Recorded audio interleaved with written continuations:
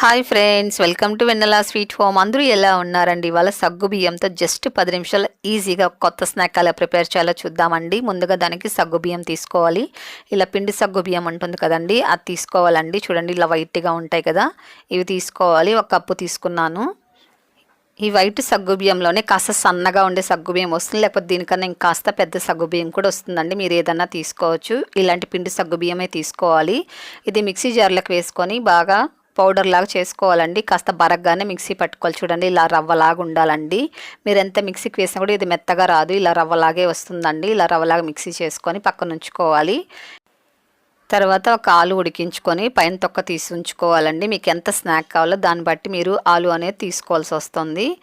ఇలా కొబ్బరి తురుము ఉంటుంది కదండి, తురుముతో ఇలా తురిమేసుకోవాలండి. మీరు చేత్తో మెదిపారనుకోండి కాస్త గడ్డల్లాగా ఉండిపోతుంది. కాబట్టి ఇలా కొబ్బరి తురుముతో తురుముకున్నారనుకోండి మెత్తని పేస్ట్ లాగా వస్తుంది. మొత్తం ఇలాగే తురిమేసుకోవాలి. పిల్లలకి ఏదన్నా కొత్త స్నాక్ చేసి పెట్టాలంటే ఇలా చేసి ఇవ్వండి. పిల్లలు చాలా ఇష్టంగా తింటారండి. చాలా క్రంచీగా బాగుంటాయి.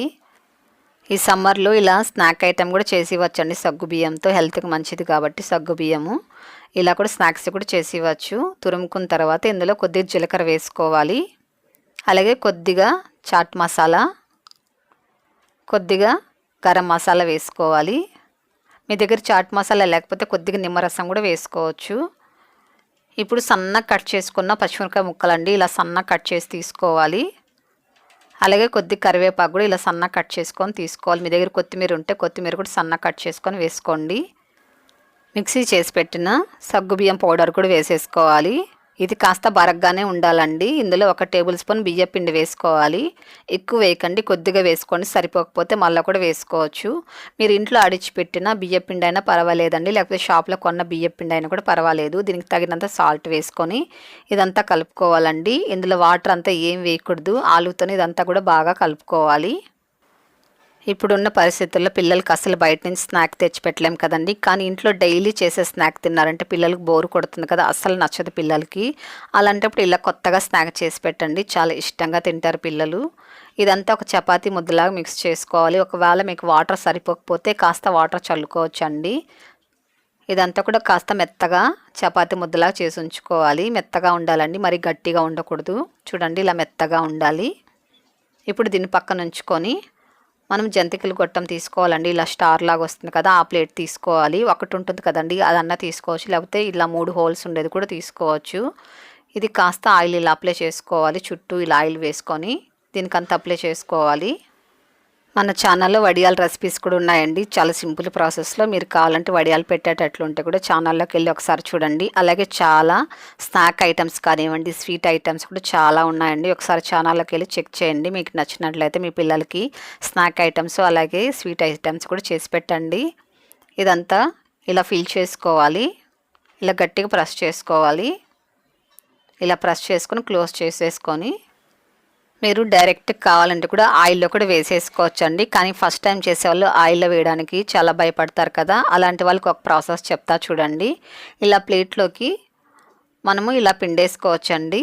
చూడండి, ఇలా ప్రెస్ చేసామంటే చక్కగా వస్తుంది. ఇలా కట్ చేసేసుకోవాలండి.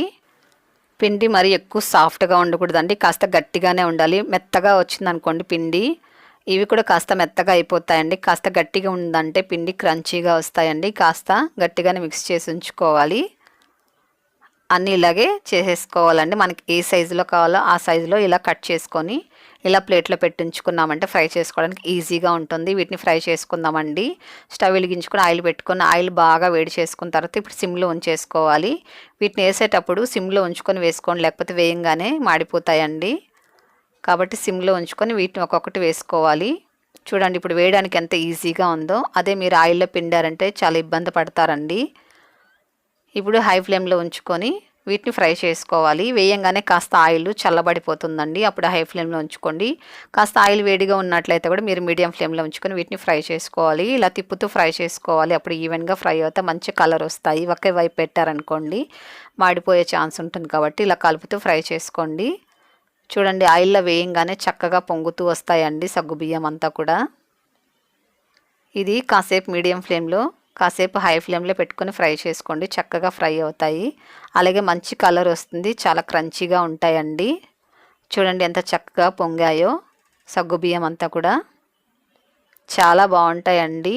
ఇవి వేడిగానే తినాలండి, చల్లగా అయితే కాస్త మెత్తబడతాయి. కాబట్టి వేడి వేడిగా తినండి, చాలా క్రంచీగా ఉంటాయి, కమ్మ కమ్మగా.